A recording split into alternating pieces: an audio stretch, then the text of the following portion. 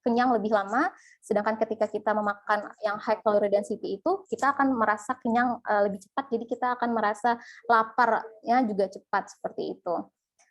Nah, ini adalah beberapa makanan yang dia itu kalori density-nya juga besar, sehingga memang harus dibatasi gitu ya, dibatasi dan dihindari kalau perlu, seperti minuman manis, makanan manis, kemudian ice cream, juga makan makanan yang berlemak. Sedangkan kalau misalnya yang bisa ditingkatkan itu ya konsumsi sayur, buah-buahan, kemudian karbohidrat kompleks, dan juga kacang-kacangan gitu. Dan yang terakhir adalah terapkan yang namanya mindful eating gitu.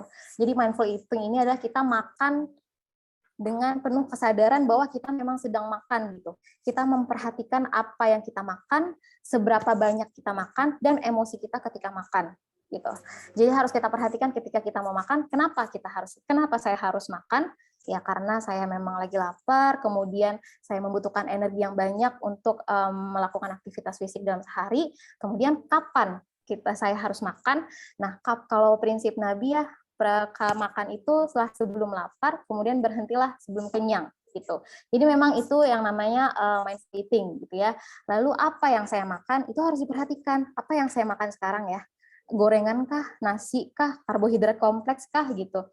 Apakah saya membutuhkan ini atau enggak gitu. Kemudian bagaimana kita makan? Dengan siapa kita makan, apakah kita makan sekarang ini dalam keadaan sedih, apakah kita makan sekarang ini dalam keadaan stres gitu.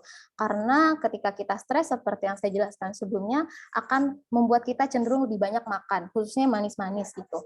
Kemudian berapa banyak yang saya makan, apakah ini sudah cukup atau ini berlebih gitu.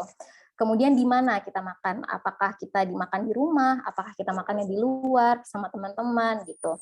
Nah, memang ketika untuk menerapkan mindful eating ini memang kita tidak boleh makan dengan terburu-buru gitu. Kita benar-benar harus menikmati apa yang kita makan, kunyahlah lebih lama sehingga memang kita merasakan nikmatnya makan gitu. Dan ketika kita makan sebaiknya memang jauhkanlah dari segala distraksi, mau itu handphone, mau itu televisi gitu ya. Karena ketika kita makan sambil memainkan HP gitu atau misalnya sambil nonton TV, kita akan cenderung makan lebih banyak lagi gitu. Sehingga itulah yang menyebabkan meningkatnya resiko obesitas. Lalu yang terakhir, kita harus bertanya pada diri kita, apakah kita itu benar-benar lapar atau kita hanya lapar mata gitu. Karena kan kalau misalnya benar-benar lapar ya kita memang harus makan gitu kan. Kadang kalau lapar mata ya kita hanya ingin memuaskan mata kita aja gitu, bahwa wah itu enak ya kayaknya mau deh gitu. Tapi padahal saat itu kita sebenarnya belum lapar, seperti itu. Nah, itulah mindful eating ya, memang benar-benar harus diterapkan dalam kehidupan sehari-hari gitu. Jadi memang yang namanya diet itu is not a short term diet, but it's a long term lifestyle change. Jadi memang harus diterapkan sepanjang hidup kita gitu ya, tidak hanya dilakukan ketika kita mau menurunkan berat badan saja pada event-event tertentu seperti misalnya mau nikah gitu kan. Kalau mau nikah biasanya memang orang langsung maunya instan aja, mau nurun berat badannya cepat aja gitu ya. Nah, itu harus dihindari gitu dan dicegah ya kalau bisa. Jadikanlah itu sebagai lifestyle gitu sehingga derajat kesehatan dan tingkat kebugaran kita pun bisa meningkat seperti itu. Oke, baik. Terima kasih atas waktunya. Saya rasa itu saja paparan materi dari saya. Saya kembalikan lagi ke moderator.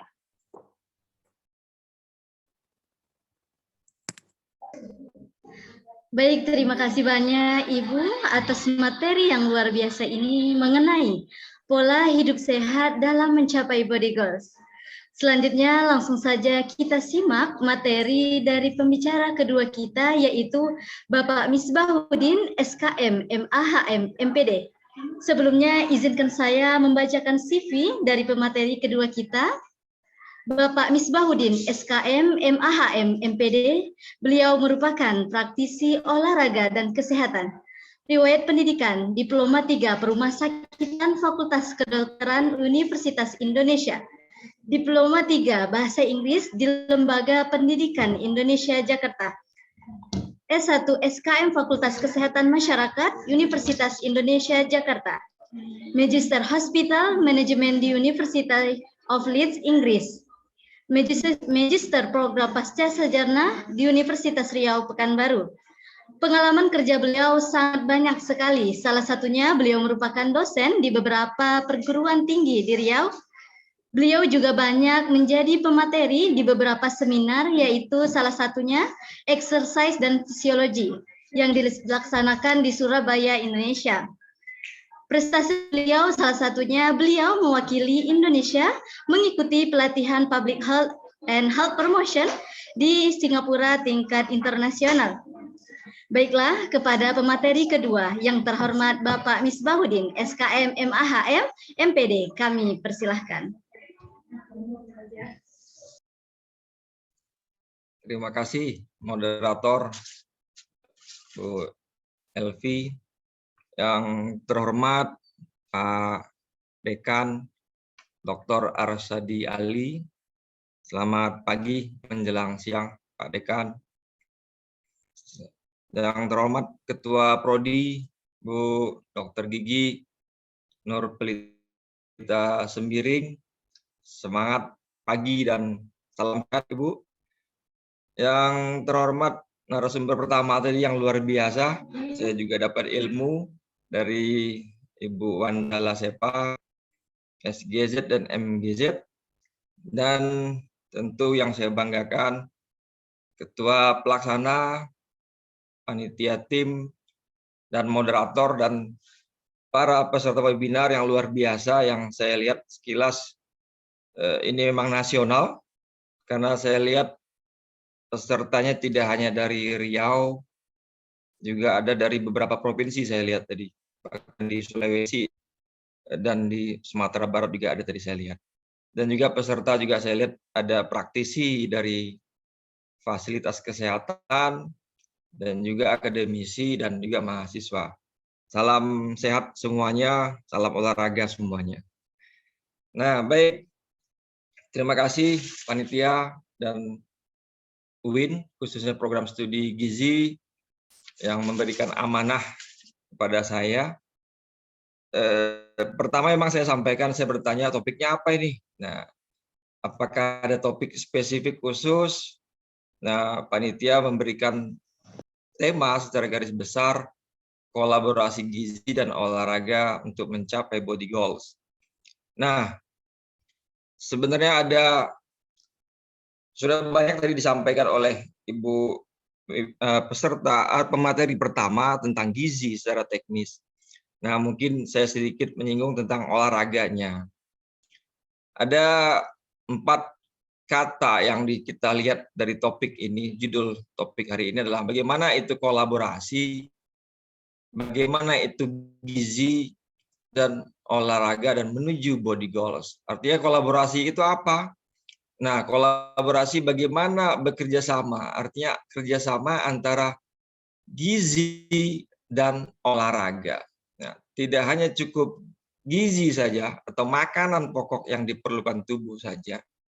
Tadi juga disampaikan Pak Dekan, orang mau olahraganya banyak, tapi kurang gizi. Atau sebaliknya, olahraganya juga banyak, saya juga sering diskusi sama teman-teman, Miss, aku olahraganya banyak, tapi aku jadi makannya juga banyak. Gimana nih? Jadi semangat makannya lebih tinggi, karena olahragaku kuat. Nah, itu juga tadi disampaikan Pak Dekan tadi, jadi olahraganya banyak, makannya sedikit, atau olahraganya banyak, makannya makin banyak. Nah, itu kolaborasi bagaimana antara makan dan olahraga. Gizi sudah disampaikan tadi banyak pemateri pertama, bagaimana makanan pokok yang diperlukan tubuh kita, ya tentu harapan kita untuk kesehatan tubuh kita sendiri.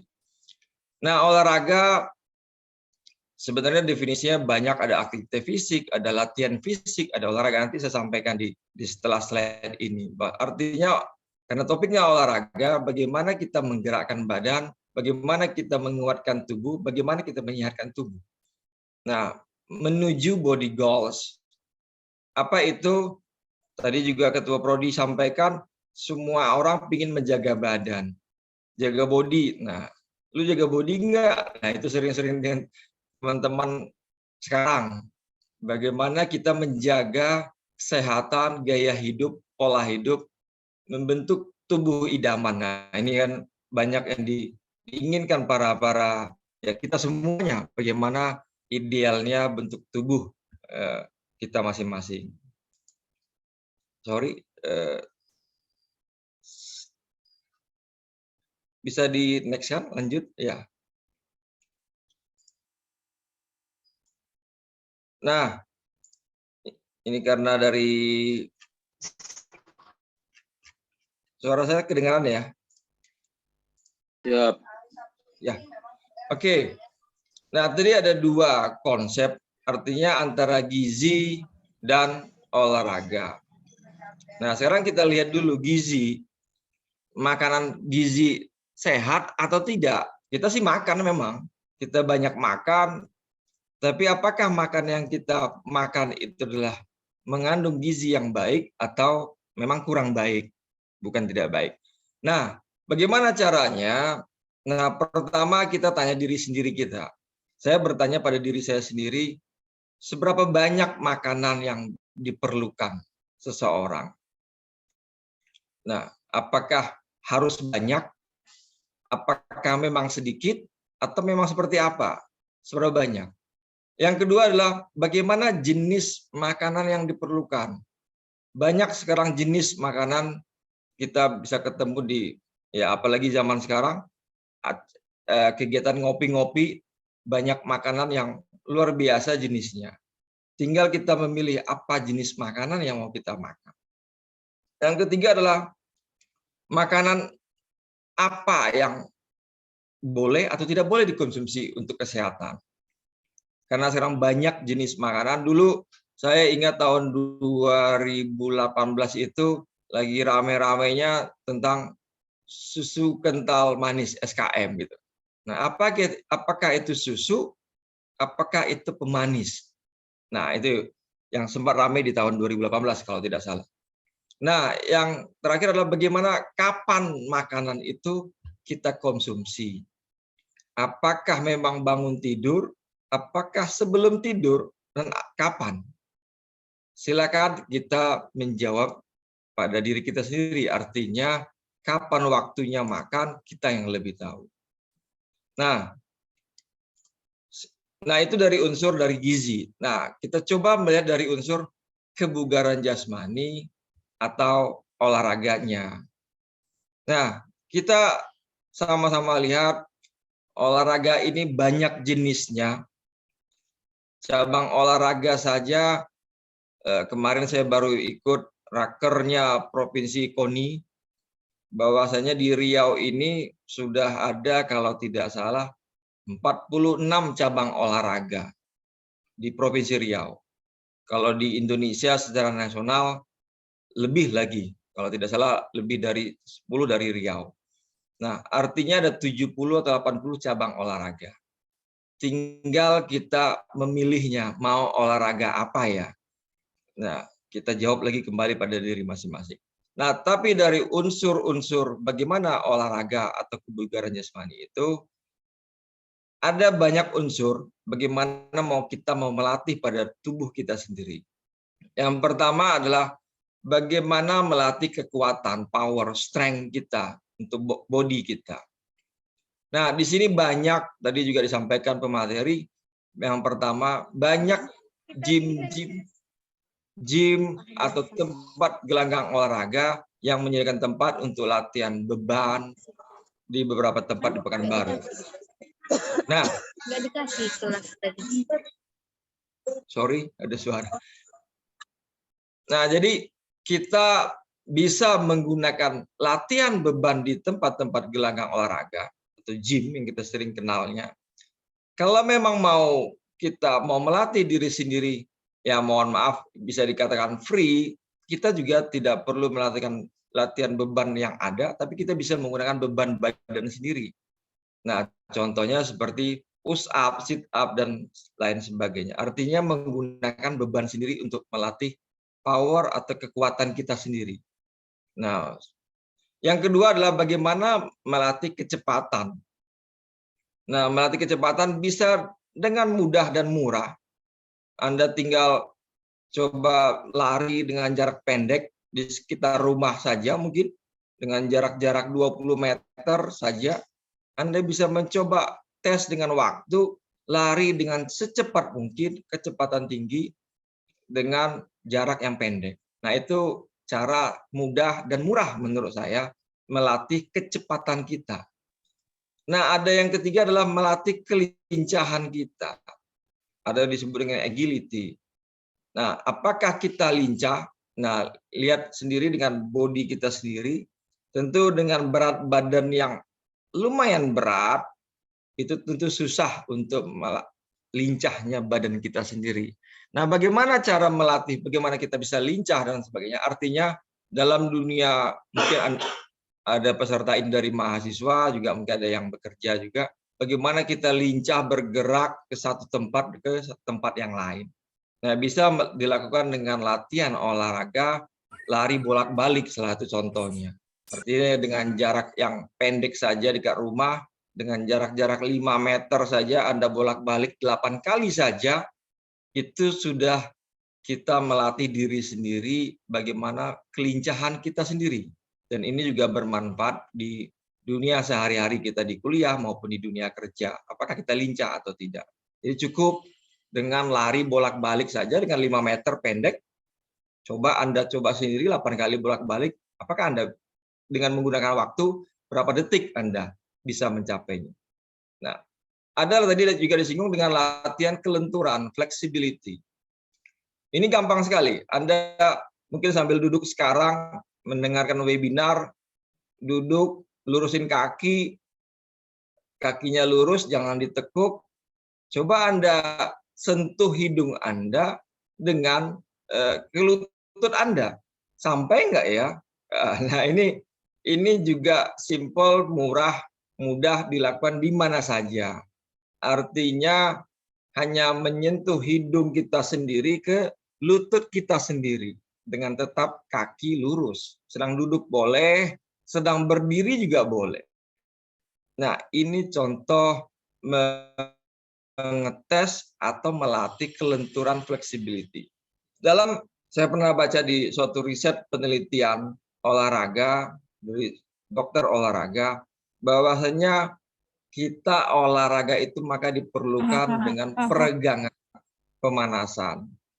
Artinya perlu ada peregangan sebelum adanya latihan inti. Nah, ini yang kadang-kadang kita lihat teman-teman sebagian ikut-ikutan olahraga, langsung bermain olahraga permainan itu banyak seperti futsal, bola voli, bola kaki. Mereka ikut-ikutan bermain tapi tanpa peregangan, tanpa pemanasan. Nah, padahal dalam riset yang saya baca juga dan juga fakta yang kita lihat, pemanasan peregangan itu sangat diperlukan sebelum kita olahraga, bermain, ataupun renang, dan sebagainya. Nah, itu juga salah satu melatih kelenturan flexibility kita. Dan terakhir adalah bagaimana kita latihan daya tahan kita, fisik kita, endurance kita. Nah, sorry, slide-nya dari saya atau dari panitia ya? Halo? Maaf Pak, sebentar Pak, sepertinya ada kendala jaringan. Oh, tapi suara saya kedengaran? Kedengaran Pak. Ya. Slide-nya dari saya atau dari panitia? Tadi saya lihat dari panitia. Atau dari saya atau gimana?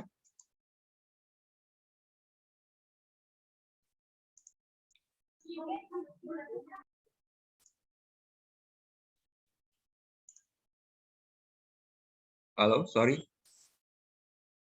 Apakah saya tampil share dari saya?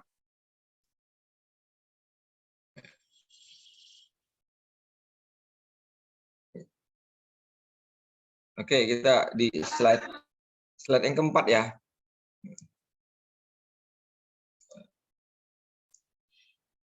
Oke, mohon maaf, kita lanjutkan. Nah, inilah salah satu kelemahan kita di webinar online. Kadang jaringan-jaringan kita terputus, tidak normal di beberapa tempat. Nah, Bagaimana yang terakhir adalah melatih daya tahan atau endurance. Nah, orang banyak lari, berenang, bersepeda, berapa lama daya tahannya, atau dikenal dengan menghitung volume oksigen maksimal yang di paru-paru, jantung, dan pembuluh darah semuanya. Dikenal dengan VO2 max. Nah, inilah unsur-unsur dari olahraga, dan juga tadi sebelum slide yang ketiga adalah tentang gizi dan olahraga. Nah, kita masuk ke berikutnya adalah bagaimana body goals. Nah, goals itu tujuan kita, bagaimana kita menuju badan yang ideal. Apakah, silakan Anda jawab diri sendiri, apakah saya kurus? Ya, mungkin bisa dengan simpel, memang hanya simpel dengan timbangan. Apakah saya gemuk atau lebih dari gemuk, obesitas? Atau memang saya ideal badan saya? Nah, itu silakan Anda jawab sendiri dengan banyak rumus-rumusnya juga tadi disampaikan untuk mengukur berat badan ideal. Nah, jadi intinya adalah untuk menuju body goals yang saya juga sering diskusi. Kebetulan memang saya juga pengajar olahraga di tempat latihan olahraga khusus, memang olahraga bela diri. Nah, banyak teman-teman orang tua juga diskusi bagaimana membentuk badan yang seimbang. Perlu adanya keseimbangan pastinya. Ada balance. Kalau dikenal dalam ilmu bela diri atau di Cina itu ada yin and yang. Artinya ada berpasangan. Kita juga di sini adalah Fakultas UIN, di UIN, bahwasanya dalam agama Islam itu selalu diciptakan Tuhan berpasang-pasangan. Artinya ideal, seimbang. Ada yang disebut dengan input dan output menuju body goals. Artinya apa? Kita harus, kalau saya selalu hanya seimbang, berpikir bagaimana seimbang antara input dan output. Ini slide yang berikutnya, next slide ya. Nah, seimbang antara input dan output. Inputnya tentu yang kita masuk ke dalam tubuh kita sendiri. Makanan. Makanan apa? Tadi sudah banyak disampaikan pemateri pertama. Gizi apa atau makanan apa yang mau dimasukkan dalam tubuh, dan berapa banyak yang dikeluarkan oleh tubuh sendiri. Bisa melalui urin, atau ya feses, atau melalui keringat. Nah, apakah seimbang? Nah, makanya saya selalu gitu berpikir, menjawab diskusi dengan teman-teman, perlunya keseimbangan antara input dan output. Perlunya keseimbangan antara masuk yang kita makan dengan apa yang kita keluarkan. Nah, kadang-kadang kita lupa atau mungkin tidak sadar bahwasanya makan kita banyak, tapi outputnya sedikit. Nah, juga ada yang bertanya atau diskusi, Miss, aku sudah banyak bergerak, Miss, mencangkul. Yang tadi juga sampaikan pemateri pertama, menyapu, mengepel. Nah, ini yang perlu kita sama-sama lihat. Ada beberapa definisi yang berbeda, tapi sepertinya mirip. Nah, ini yang saya ambil dari referensi Kementerian Kesehatan yang di slide berikutnya, bahwasannya ada beberapa definisi yang mirip. Pertama, kita lihat dulu kesehatan. Saya rasa kesehatan sudah tahu semuanya, apalagi sini adalah banyak praktisi dan mahasiswa kesehatan. Bagaimana kita sehat fisik? Nah, fisik itulah salah satunya melalui olahraga. Apakah kita jawab sendiri, apakah kita sehat secara fisik? Apakah kita sehat secara mental? Ini definisi dari Undang-Undang Kesehatan. Apakah kita sehat secara spiritual maupun sosial? Artinya apa? Saya sudah pernah menulis sebuah buku tentang kebahagiaan hakiki yang dilihat dari sehat fisik dan non-fisik. Artinya apa? Mohon maaf kalau ada yang beragama non-muslim. Saya salah satu tulisnya adalah dengan melakukan gerakan sholat itu adalah mulai dari wudhu sampai sholat itu sebenarnya luar biasa gerakan fisik yang kita lakukan. Dan ada salah satu buku yang saya baca referensi bahwasanya sholat itu seperti gerakan yoga. Nah, yoga ini adalah salah satu olahraga, cabang olahraga yang dari ya bisa dikatakan olahraga spiritual dan sebagainya, tergantung definisinya. Jadi seperti yoga, dia berdiri, dia rukuk, tentu rukuk ketarik otot-otot paha belakang, dia sujud, tentu otaknya di posisi darahnya turun ke bawah, dan duduk di antara dua tentu. Nah, itu yang saya juga pernah baca di salah satu referensi. Nah, jadi apakah kita sehat secara fisik, spiritual, dan sosial?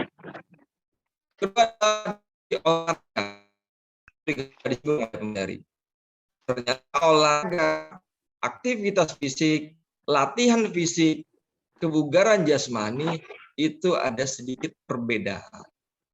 Nah, di sini saya merahkan bahwasanya olahraga itu sama halnya mirip dengan latihan fisik, tapi ada perbedaan sedikit yang saya merahkan.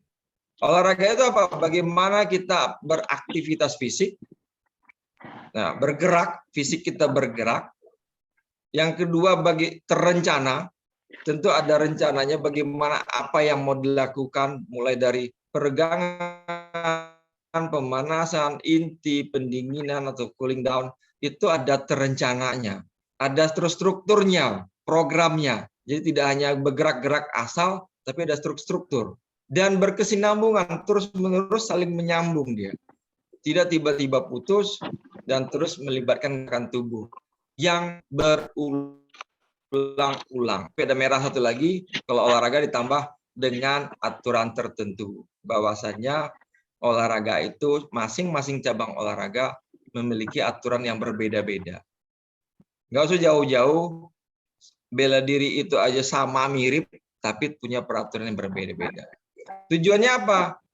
Untuk meningkatkan kebugaran jasmani, sama halnya definisi latihan fisik, tapi ditambah satu lagi olahraga adalah untuk meningkatkan prestasi. Nah, ini perbedaan antara olahraga dan latihan fisik. Begitu juga aktivitas fisik yang disampaikan tadi.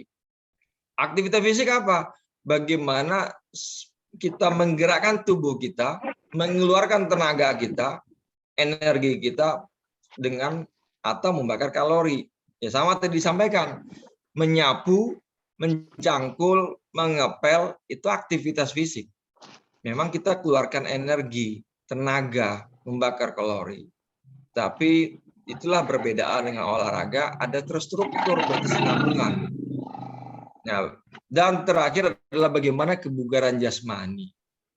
Nah, artinya bugar, sehat itu ada sedikit perbedaan. Kita semua di sini, insya Allah di Zoom ini, kita semuanya sehat semuanya. Tapi apakah kita bugar? Nah, silakan tanya diri sendiri, silakan dicoba diri sendiri.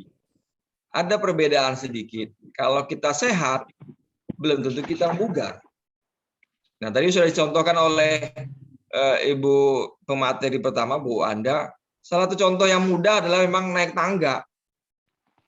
Bagaimana kita mau naik tangga, yang tadi disampaikan 3 lantai. Simpel saja, kalau saya cara mengukurnya simpel. Kita sama-sama naik tangga 3 lantai gedung, atau 4 atau 5 lantai. Semuanya rata-rata akan bahasanya ngos-ngosan. Semuanya pasti terasa capek. Tapi apakah kita bisa dikatakan cepat atau lama mengontrol capeknya tersebut, sesak napasnya tersebut? Itulah salah satu poin yang gampang kita ukur untuk tubuh kita diri sendiri. Coba kita naik tangga, kita ngos-ngosan pasti, apakah sebentar atau lama, atau sampai maaf kunang-kunang naik tangga. Nah, itu bisa dikatakan sehat tapi belum tentu bugar. Nah, itu simpel cara mengukur naik tangga tadi. Nah, bugar dan sehat, makanya sedikit berbeda di ruang lingkup olahraga. Nah, olahraga sendiri sebenarnya ada 3 definisi. Ini next slide berikutnya. Bahwasannya olahraga itu ada 3. Ada olahraga pendidikan yang kita bisa belajar di pendidikan formal maupun non formal. Nah, bisa intrakurikuler, bisa ekstrakurikuler, yang terstruktur dan berjenjang. Yang kedua yang sering kita lakukan mungkin olahraga rekreasi. Ya, kita lagi di pantai, lari-lari di pantai kecil-kecilan, atau berenang di pantai. Nah, ini adalah sebuah olahraga rekreasi. Bagaimana bersama dengan keluarga, hubungan sosial juga terjalin, dan senang bergembira. Nah, itu namanya olahraga rekreasi. Ada yang disebut dengan olahraga prestasi. Nah, ini yang sering yang kita lihat dalam dunia olahraga pertandingan. Prestasi, rekreasi, dan pendidikan. Itu yang disebut dengan 3 olahraga tersebut. Nah, selanjutnya tadi disampaikan bahwasannya slide berikutnya, slide berikutnya, bahwasannya riset kesehatan dasar tadi disampaikan di dunia, saya melihat di Indonesia sendiri memang luar biasa. Jadi yang kita hadapi adalah tidak hanya kekurangan gizi yang juga ramai sekarang, stunting dan sebagainya, tapi ternyata negara maju, ya negara-negara maju itu sudah mulai, dan kita negara berkembang menuju maju. Apakah menuju majunya menuju negara maju atau menuju seperti negara maju lifestyle-nya obesitas? Kalau saya melihat dari data riset kesehatan dasar juga disampaikan tadi, bahwasannya 3 periode riset menunjukkan obesitas itu pada usia dewasa luar biasa meningkat, naik. Nah, ini slide berikut. Sebelum slide-nya ya, sebelum slide ini. Bahwasanya tahun 2007, 2013, dan 2018 itu terjadi peningkatan yang signifikan untuk obesitas. Nah, ini yang perlu kita sama-sama waspadai. Tidak hanya obesitas, di riset kesehatan dasar juga terbaca bahwasannya istilah dengan perut buncit. Nah, ini yang sering lakukan, yang kita bisa sering lihat 2013 dan 2018 terjadi peningkatan. Nah, ini luar biasa terjadi di Indonesia. Nah, mari kita lihat bagaimana pembinaan olahraga dikaitkan dengan gizi. Ya, artinya kalau saya melihat beberapa cabang olahraga, slide sebelumnya, bahwasanya terjadi kelemahan manajemen gizi di pembinaan olahraga. Slide berikutnya. Slide sebelumnya. Jadi, apakah ini adalah masalah atau ini tantangan? Kalau saya membaca ini saya baca di salah satu media online bagaimana permasalahan di pembinaan olahraga dikaitkan dengan manajemen gizi. Sorry, moderator, ini slide sebelumnya. Yang gambar tabel. Sebelumnya lagi.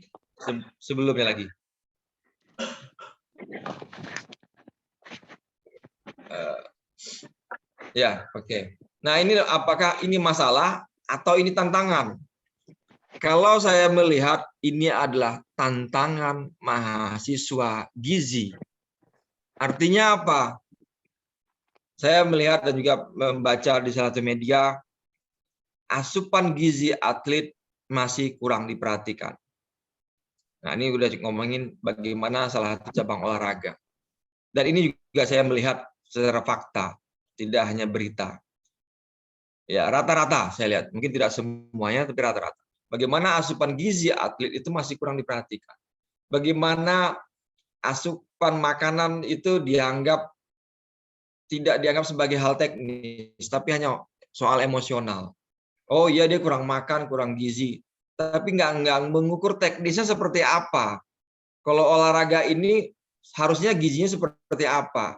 Karena setiap cabang olahraga itu berbeda-beda gerakan. Tentu asupan makanan juga dianggap berbeda teknis. Nah, tinggal mengukurnya. Nah, yang ketiga adalah bagaimana pembinaan cabang olahraga masih kurang konsisten dalam program diet khusus atlet tersebut. Dan saya melihat juga bagaimana sebagian besar perkumpulan, federasi, persatuan cabang olahraga ini belum peduli dengan gizi olahraga. Jadi artinya mereka bebas memakan, mengkonsumsi apa saja.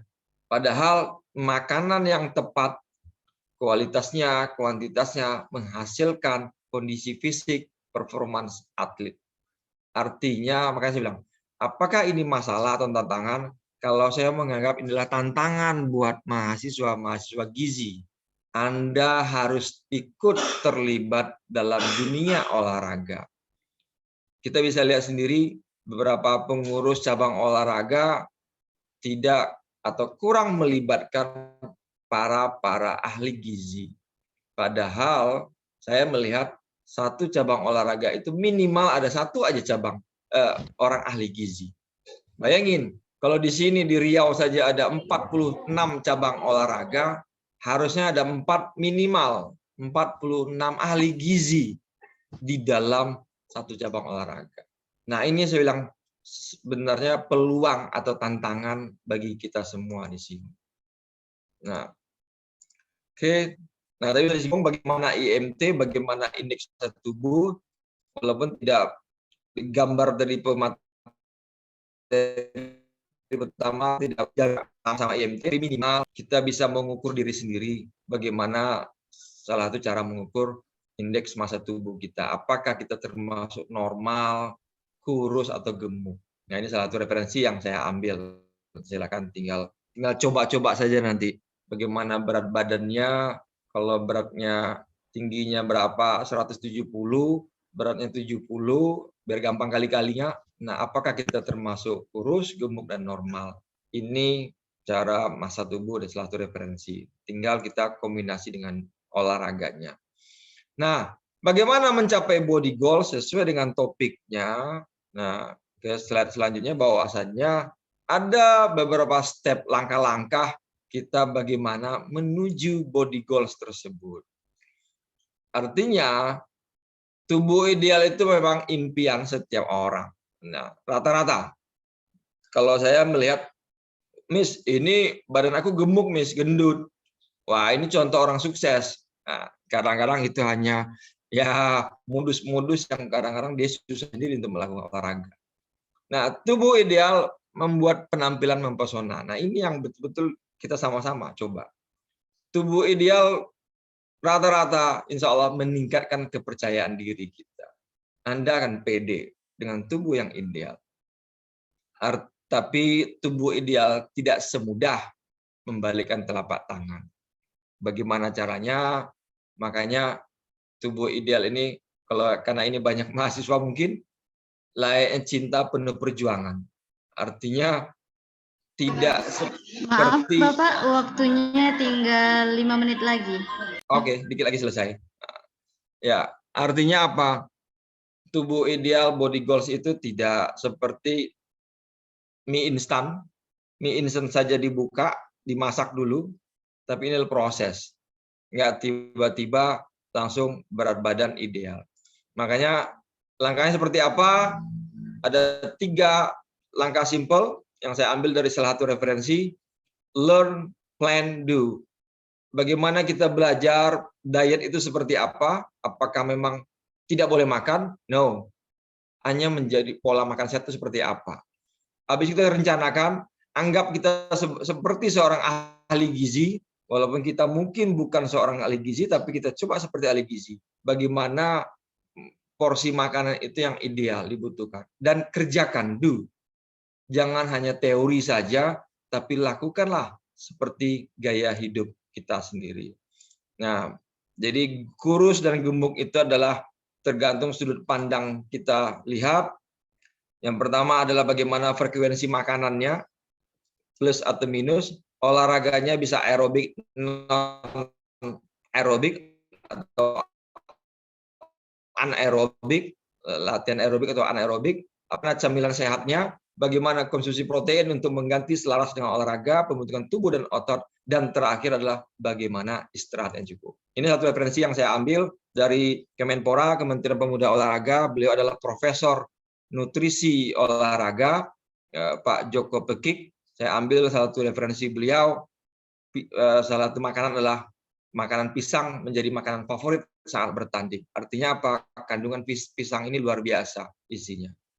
Dan bagaimana tadi sudah dijelaskan juga bagaimana kita mau makan. Saya simpel saja dengan gambar ini, pola makan, ada istilah isi piringku yang normalnya, atau untuk orang yang obesitas bagaimana piring T. Nah, itu hanya dalam bentuk gambar saja. Artinya simpel saja. Kalau saya selalu, kalau Anda mau makan nasi dalam sebuah piring, samakan nasi sama sayurnya.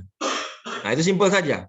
Jadi biar simpel cara mengukurnya, banyakkah nasinya atau sayurnya? Kalau dalam ilmu piringku ini, dalam Kemenkes ini, sayur dan nasinya harus sama, seimbang. Jadi kalau Anda lapar, ya tentu sayurnya juga harus banyak sama. Nah, jadi itu patokannya yang gambar piring ini. Jadi intinya adalah bagaimana kita mengatasi obesitas ini, ya meliputi diet, makanan, exercise, olahraga, bagaimana Anda modifikasi perilaku lifestyle Anda, dan kalau sudah parah tentu pendekatan medis.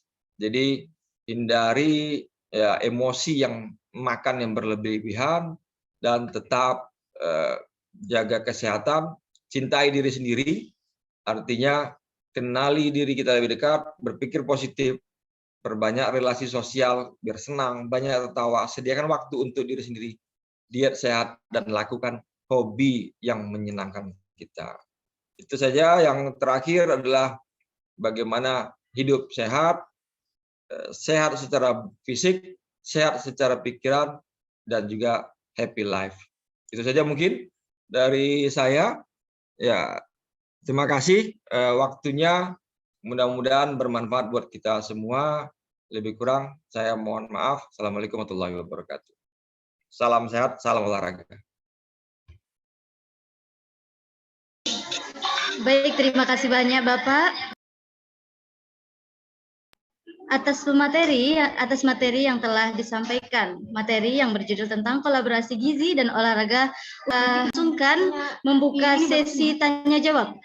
Bagi peserta yang memiliki pertanyaan, kami persilahkan untuk menuliskan pertanyaannya pada kolom chat.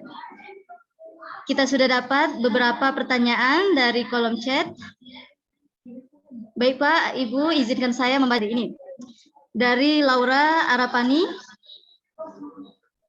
untuk Ibu Wanda Lasepa, Universitas Pahlawan, Tuanku Tambusai. Assalamualaikum warahmatullahi wabarakatuh, Ibu. Izin bertanya, bagi pemula, hal yang kerap kali membuat olahraga menjadi tidak konsisten adalah seusai olahraga, tubuh menjadi pegal-pegal dan bahkan sakit. Apakah hal ini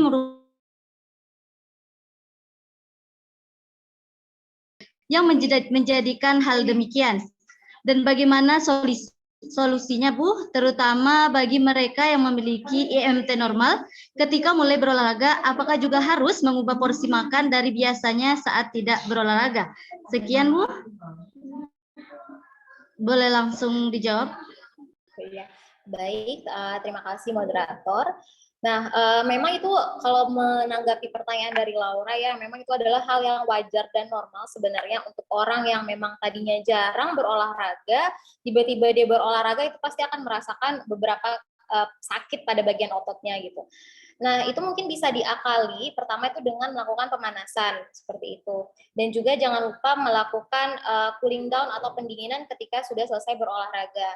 Karena kan tadinya memang ketika kita jarang berolahraga, otot kita kan agak-agak kaku gitu ya. Dan ketika kita dihadapkan dengan berbagai macam gerakan, kan otomatis dia akan kaget gitu. Karena tiba-tiba dia bergerak lebih aktif lagi gitu. Yang tadinya dia biasa aja ukuran ototnya, tiba-tiba dia mengalami hiperatrofi atau pembesaran otot.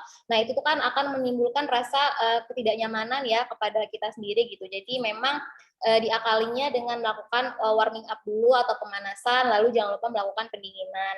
Dan juga ketika mau memulai olahraga itu jangan langsung bekerjanya tuh dengan berat gitu. Tadi yang seperti saya bilang, start slow dan go slow. Jadi mulainya pelan-pelan dulu aja.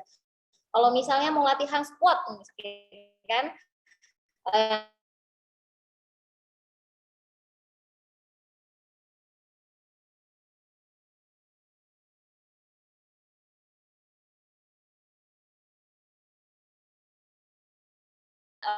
akan ada terasa sakit, gitu. Mungkin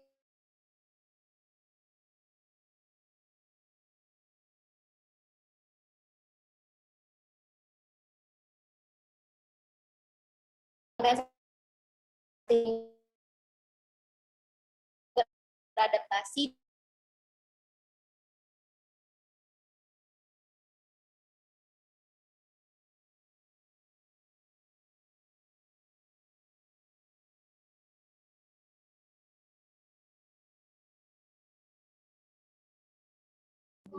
Maaf sebelumnya untuk peserta webinar sepertinya ada kendala jaringan oleh Ibu Wanda Lasepa.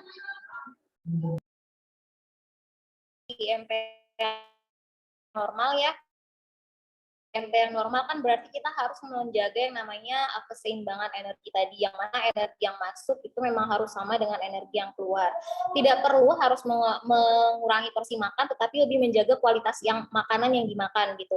Yang tadinya mungkin ada makanan yang deep fried bisa diganti dengan makanannya hanya diberikan sedikit minyak saja gitu, atau mungkin diganti jadi dipanggang seperti itu.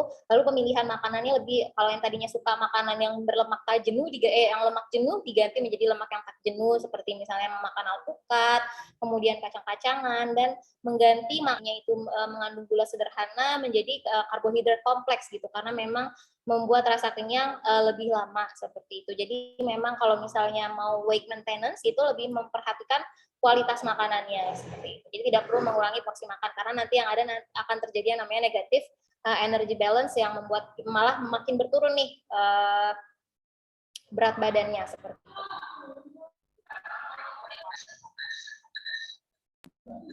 Baik, terima kasih Ibu atas jawaban dari pertanyaan Laura tadi.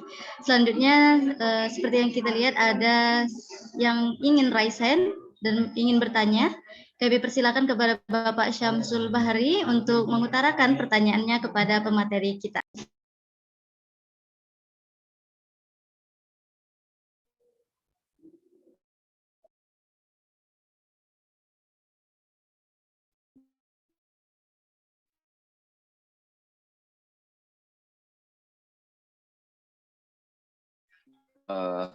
Para pemateri yang saya hormati, para moderator, terima kasih atas kesempatan yang diberikan.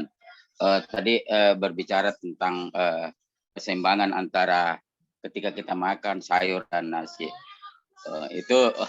Nah bagaimana kira-kira cara mengukurnya antara keseimbangan antara nasi dan dengan sayur? Protein hewani seperti ikan, ayam, dan segala macam itu proporsinya bahkan harus lebih sedikit gitu. Untuk porsi makanan seperti itu ya Pak. Nah kalau untuk untuk olahraga gitu, kalau misalnya seandainya memang kita melakukan olahraga itu benar gitu ya, dengan gerakan yang teratur, dengan intensitas yang benar juga, yang kalau misalnya dia intensitasnya itu ringan berarti durasinya lama, kalau intensitasnya berat durasinya itu juga singkat, biasanya itu malah akan menekan nafsu makan kita Pak, kalau misalnya dibarengi dengan konsumsi air putih yang pas gitu. Nah kalau misalnya seandainya ketika setelah olahraga itu Bapak terasa sangat lapar sekali, atau misalnya pengen makan sekali, ingat tadi terapkan yang namanya mindful eating. Apakah Bapak benar-benar dalam keadaan lapar? Apakah sebelumnya Bapak sudah makan ketika berolahraga? Apa yang Bapak makan? Kemudian di mana Bapak akan makan, bagaimana cara mengolahnya gitu. Karena ketika kita makan dengan penuh kesadaran dengan apa yang benar-benar kita makan, dan biasanya kita benar-benar menikmati apa yang kita makan, Nah, biasanya itu tuh kita jadi apa ya namanya? Jadi asupan yang masuk ke dalam tubuh kita pun jadi sesuai nih dengan apa yang kita bakar tadi seperti itu. Kemudian kalau trik yang kedua itu juga bisa dengan mengkonsumsi makanan besar atau makanan utama, bisa memperbanyak dulu konsumsi minum air putih gitu untuk memberikan rasa kenyang terlebih dahulu, sehingga makan makanan tadi bisa dikontrol gitu, tidak terlalu banyak seperti itu. Jadi mungkin bisa minum air 1 gelas terlebih dahulu full, baru nanti agak 15 menit kemudian dilanjutkan dengan makanan utama. Seperti itu, Pak. Kasih Bu. Baik, terima kasih kepada Ibu Wanda Lasepa atas jawaban dari pertanyaan Bapak Syafrul Bari. Selanjutnya saya akan membacakan pertanyaan selanjutnya, yaitu untuk narasumber kita Pak Misbahuddin, yaitu dari Chandra Agung, yang mana pertanyaannya, dari penjelasan Bapak tadi, untuk mencapai body sesuai yang diinginkan atau biasa dinamakan body goals, kita harus mengimbangi antara makanan yang sehat dan olahraga yang benar dan teratur. Namun untuk kami, masyarakat awam yang tidak menggeluti bidang gizi, bagaimana cara kami mengetahui dan memilih bahwa makanan itu benar-benar sehat dan dapat mendukung tercapainya body goals tersebut, serta bagaimana kiat agar kita bisa konsisten dalam berolahraga. Baik, kepada Bapak Misbahuddin selaku narasumber kita, kami persilakan untuk menjawab pertanyaan.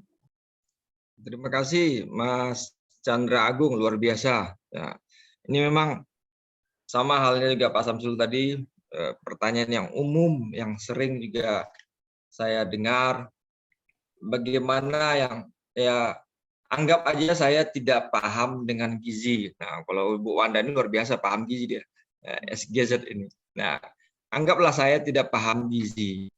Nah, tadi saya dan Bu Wanda juga sudah melihatkan gambar saya simpel banget. Gambar piringku tadi itu. Artinya apa? Saya nggak paham gizi contohnya. Nah, piring itu ada bulat. Rata-rata piring bulat, rata-rata. Nah, coba aja dikasih bagi 4, tapi nasi dan sayurnya dengan sama yang banyak. Itu aja simpel. Simpel, kalau saya melakukan simpel, praktis, yang tanpa kita secara teori banget, mengukur-ngukur kadar gizi dan sebagainya. Simpel itu saja, dan saya sudah mencoba melakukan seperti itu. Dulu saya makannya pinginnya nasinya banyak supaya kenyang. Nah, pingin kenyang. Tadi juga disampaikan, berhentilah sebelum kenyang. Itu benar konsep awal sebenarnya. Berhentilah sebelum kenyang. Yang kedua, simpel yang saya lakukan sendiri, saya coba kasih nasi. Mungkin kita tidak suka dengan sayur, sayurnya sedikit. Nah, kalau mau simpel saja, ambil nasi, Anda ambil sayur, sama banyak nggak dengan nasinya? Kita nggak usah diukur, mungkin kita nggak habis banget, nasi dengan sayur, contoh saya sebutlah bayam atau kangkung di situ, sama nggak? Nah, ini mungkin bagi orang awam seperti saya juga orang awam, atau kita yang sebagian kecil awam, itu aja simpel caranya. Nah, yang kedua konsisten. Saya bilang tadi olahraga itu tidak instan tiba-tiba mau jadi. Dan ini saya selalu melihatnya fakta-fakta saja di lapangan. Teman-teman kadang-kadang pengen ke gym, olahraga, terutama yang laki-laki nih, pengen nge-gym, langsung hari itu juga pengen ototnya jadi besar. Pulang-pulang seperti sudah jadi kayak Aderai, contohnya, mohon maaf. Jadi pulang-pulang sudah kencang sendiri ototnya. Padahal dia baru hari ini pertama kali mencobanya. Nah, ini yang perlu adanya tahap-tahapan bertahap. Tidak tiba-tiba langsung jadi, langsung seperti Aderai-nya. Proses panjang. Anda akan berhasil jadi perlu tahapan bertahap. Jadi mulai dari peregangan, pemanasan,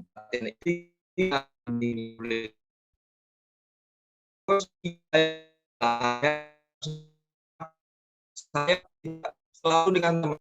Makanya perlu ada instruktur atau pelatih yang berpengalaman. Tentu ada tahap-tahapan yang sedikit pelan-pelan. Jangan ikuti orang sudah berpengalaman. bagi yang pemula. Inilah yang terjadi sering, teman-teman setelah olahraga langsung berhenti. Kenapa? Salah latihan. Tiba-tiba langsung ngikut orang-orang yang punya pengalaman. Langsung akhirnya berhenti. Kenapa? Karena tadi pertanyaan pertama, sakit. Harapannya sakit itu tidak luar biasa menjadi cedera olahraga.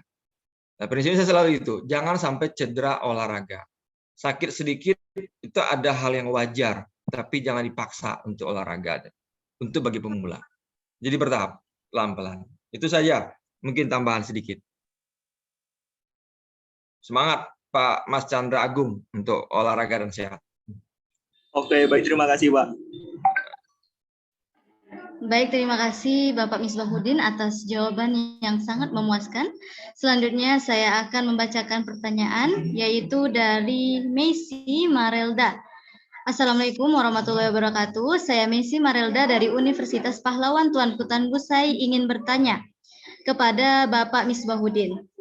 Bagaimana jika kita sudah terbiasa melakukan olahraga secara rutin dan sudah mengkonsumsi makanan yang cukup, namun proporsi tubuh kita masih tidak terlihat ideal atau body goals?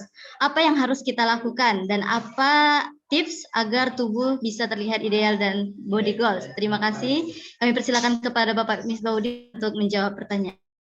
Oke, Pak Messi Marelda. Olahraga, udah gizinya oke. Nah, saya nggak tahu nih kasusnya Mbak Messi-nya. Apakah Mbak Messi-nya dikatakan kurus atau dikatakan gemuk? Nah, saya belum nggak lihat orangnya nih. Jadi hanya bertanya bagaimana proporsi idealnya. Nah, kita harusnya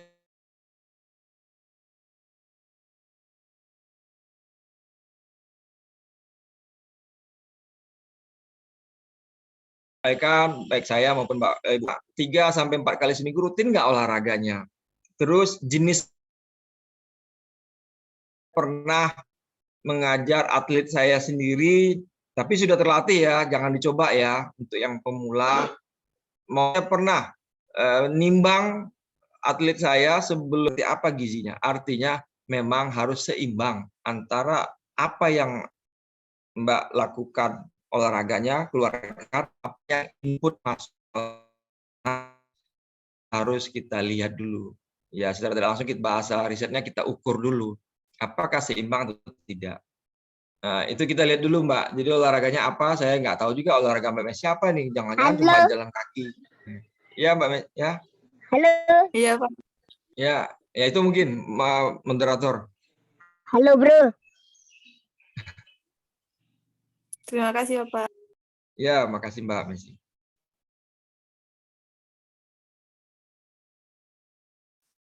Suaranya hilang, moderator, di mute. Moderator suaranya.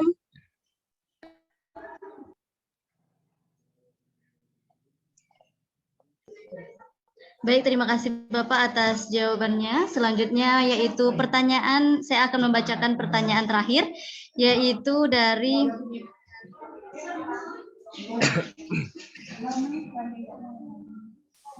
maaf Pak, dari Rania, merupakan mahasiswi semester 1 Gizi S1 Gizi semester 4 dari Universitas Pahlawan. Izin bertanya kepada Ibu Wan. Pertanyaannya yaitu contohnya kita kan sebagai seorang gizi pada atlet. Assalamualaikum. Jika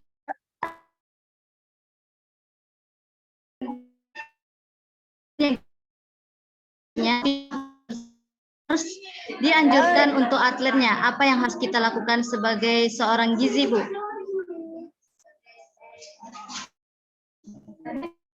Baik, terima kasih moderator. Nah, gini kalau misalnya kita mau merencanakan menu makanan ya untuk atlet khususnya, itu kan kita harus melakukan interview dulu makanan apa yang dia alergi, kemudian makanan apa yang dia tidak suka, dan makanan apa yang dia suka. Kalau misalnya kasusnya seperti ini, gitu, coba ditanya lagi yang dia nggak suka itu apakah komposisi bahan makanannya ataukah cara pemasakannya mungkin gitu ya. Nah, kalau misalnya cara pemasakannya ya mungkin bisa diakali dengan cara pemasakan yang lain gitu. Kalau misalnya ternyata bahan makanannya yang memang dia tidak suka, carilah bahan makanan yang memang komposisinya itu dari segi zat gizi, dari segi manfaatnya itu sama gitu. Nggak mungkin nggak ada satu bahan makanan yang maksudnya yang tidak mirip-mirip gitu ya. Lagian kalau misalnya hal seperti itu terjadi mungkin juga bisa dimodifikasi dari segi resep gitu kan. Kita semua sebagai mahasiswa gizi nih kan mendapatkan ya mata kuliah gizi kuliner gitu. Nah, itu kan banyak tuh modifikasi resep yang bisa kita lakukan. Misalnya dia tidak suka nih yang namanya ikan patin gitu. Mungkin bisa diganti ikan patin tersebut yang tinggi akan protein diganti dengan ikan lele mungkin, atau misalnya produk tata cara pengolahannya yang mungkin diganti yang tadinya ikan patinnya di asam pedas mungkin ya, atau misalnya dikukus mungkin bisa digantikan dengan metode lain, dibikin bubur atau misalnya dibikin kue gitu, kayak ikan patin, dibikin tepung dan segala macamnya gitu. Banyak cara yang bisa kita lakukan dalam memodifikasi resep itu sendiri. Cuman yang memang terpenting ketika kita mau merancang menu untuk seseorang itu kita harus tahu dulu makanan apa yang dia